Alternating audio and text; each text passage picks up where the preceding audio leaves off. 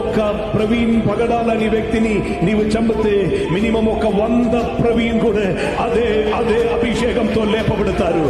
కేరళలో ఉన్న పివి ఆచార్య అని దైవజనుడు చెప్పిన టైంలో చెప్పాలంటే, మా తల కోసుకుని నీవు చేతుల్లో పట్టుకుంటే ఆ తల నీకు సువార్త చెప్పి వెళ్తుంది. కారణం ఆకాశం కింద భూమి మీద మానవులు ఎదుట ఇవ్వబడిన వేరే ఏ నామములోనూ రక్షణ లేదు.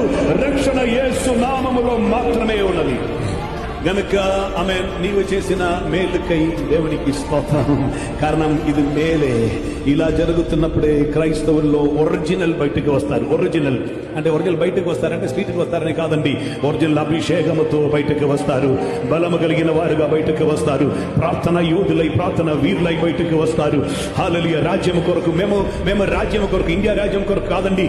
సమాధానం మాత్రం నివసిస్తున్న, నీతి నివసిస్తున్న, ప్రేమ ఉన్న, కన్నీళ్లు తొడస్తున్న, అనారోగ్యమును తొలగిస్తున్న, శాపమును తొలగిస్తున్న, మోక్షం చేర్పిస్తున్న దేవుని రాజ్యమును ప్రకటించి దేవుని రాజ్యమును స్థాపించే వారమై ఉన్నదా. పట్టానికి, ఏ రాజ్యముకు, ఏ రాష్ట్రముకు, ఏ దేశాధిపతికి ఆకాశ మండలములు వ్యాపిస్తున్న దురాత్మ సమూహములు మొత్తం కలిపి నిలబడను సాధ్యం కాదు. కారణం ఇది యేసు నామం. పరలోకమందున భూమి మీద సర్వాధికారం గల నామం.